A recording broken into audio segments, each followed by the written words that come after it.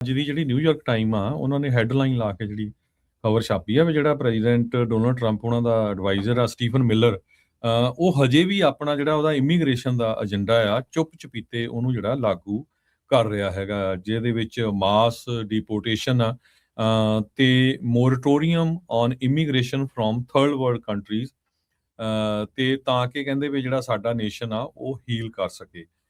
ਜੋ ਮਿਨੀਐਪੋਲਿਸ ਦੇ ਵਿੱਚ ਵਾਪਰਿਆ ਤੇ ਕਹਿੰਦੇ ਵੀ ਉਹ ਹਜੇ ਤੱਕ ਉਹ ਤੋਂ ਰੁਕੇ ਨਹੀਂ ਹੈ। ਸੋ ਮਈ 2025 ਦੇ ਵਿੱਚ ਜਦੋਂ ਹੀ ਸੈਕੰਡ ਟਰਮ ਟਰੰਪ ਹੋਣਾ ਦੀ ਜਿਹੜੀ ਸੀਗੀ 4-5 ਮਹੀਨੇ ਦੀ, ਜਿਹੜਾ ਸਟੀਫਨ ਮਿਲਰ ਆ ਉਹ ਆਪਾਂ ਸਾਰਿਆਂ ਨੂੰ ਪਤਾ ਹੀ ਆ ਵੀ ਰਾਈਟ ਵਿੰਗ ਪੋਪੂਲਿਸਟ ਹੈਗਾ ਆ, ਤੇ ਉਸ ਨੇ ਇਮੀਗ੍ਰੇਸ਼ਨ ਕ੍ਰੈਕਡਾਊਨ ਦੇ ਉੱਤੇ ਜਿਹੜਾ ਆ ਪੂਰਾ ਜਿਹੜਾ ਆਪਣਾ ਕਬਜ਼ਾ ਕਰ ਲਿਆ ਸੀਗਾ। ਪ੍ਰੈਜ਼ੀਡੈਂਟ ਟਰੰਪ ਹੋਣਾ ਨੇ ਇਹ ਕਿਹਾ ਸੀ ਵੀ ਅਸੀਂ ਵਰਸਟ ਆਫ ਦਾ ਵਰਸਟ ਜਿਹੜੇ ਆ ਉਹਨਾਂ ਨੂੰ ਅਨਡਾਕੂਮੈਂਟਡ ਜਿਹੜੇ ਇਮੀਗ੍ਰੈਂਟਸ ਆ ਉਹਨਾਂ ਨੂੰ ਅਰੈਸਟ ਕਰਾਂਗੇ, ਜਿਨ੍ਹਾਂ ਦੇ ਵਿੱਚ ਰੇਪਿਸਟ ਹੋਣਗੇ, ਕਿਲਰਸ ਹੋਣਗੇ ਤੇ ਹੋਰ ਜਿਹੜੇ ਕ੍ਰਿਮੀਨਲਸ ਹੈਗੇ ਆ। ਪਰ ਜਿਹੜਾ ਮਿਲਰ ਸੀ ਉਹ ਕਹਿੰਦਾ ਸੀ ਵੀ ਜਿਹੜਾ ਮਰਜ਼ੀ ਬੰਦਾ ਤੁਹਾਡੇ ਅੜਿੱਕੇ ਆ ਜਾਏ, ਜੋ ਕੰਟਰੀ ਦੇ ਵਿੱਚ ਇਲੀਗਲੀ ਐਂਟਰ ਹੋਇਆ ਆ ਉਸ ਨੂੰ ਡਿਪੋਰਟ ਕੀਤਾ ਜਾਵੇ। ਸੋ ਕਹਿੰਦੇ ਵੀ ਉਹ ਇੱਕ ਦਿਨ ਆਇਆ ਪਿਛਲੇ ਸਪਰਿੰਗ ਦੇ ਵਿੱਚ, ਜਿਹੜਾ ਇਮੀਗ੍ਰੇਸ਼ਨ ਤੇ ਕਸਟਮ ਇਨਫੋਰਸਮੈਂਟ ਦੇ ਹੈੱਡਕੁਆਰਟਰਸ ਹੈਗੇ ਆ, ਉੱਥੋਂ ਉਹਨੇ ਜਿਹੜੇ ਆ ਅਪਡੇਟ ਕੀਤੇ ਏਜੰਸੀ ਲੀਡਰਸ ਤੋਂ ਸਾਰੀ ਜਿਹੜੀ ਇਨਫੋਰਮੇਸ਼ਨ ਆ, ਤੇ ਉਹਦੇ ਵਿੱਚ ਉਹਨਾਂ ਨੇ ਇਹ ਕਿਹਾ ਵੀ ਕੀ ਕੁਝ ਜਿਹੜਾ ਚੱਲ ਰਿਹਾ ਹੈਗਾ ਤੇ ਕਿਸ ਤਰ੍ਹਾਂ ਜਿਹੜਾ ਇਹਦੇ ਉੱਤੇ ਐਕਟ ਕਰਨਾ ਹੈਗਾ। ਆਪਾਂ ਜੋ ਦੇਖਿਆ ਹੀ ਆ ਬਾਅਦ ਦੇ ਵਿੱਚ ਕ੍ਰਿਸਟੀ ਨੋਇਮ ਨੇ ਕੀ ਕਿਹਾ, ਕੀ ਕੀਤਾ ਮਿਨੀਐਪੋਲਿਸ ਦੇ ਵਿੱਚ, ਤੇ ਹਜ਼ਾਰਾਂ ਬੰਦੇ ਹੁਣ ਤੱਕ ਜਿਹੜੇ ਡਿਪੋਰਟ ਹੋ ਚੁੱਕੇ ਆ, ਹਜ਼ਾਰਾਂ ਨਹੀਂ ਲੱਖਾਂ ਹੀ ਆਪਾਂ ਕਹਿ ਸਕਦੇ ਆ।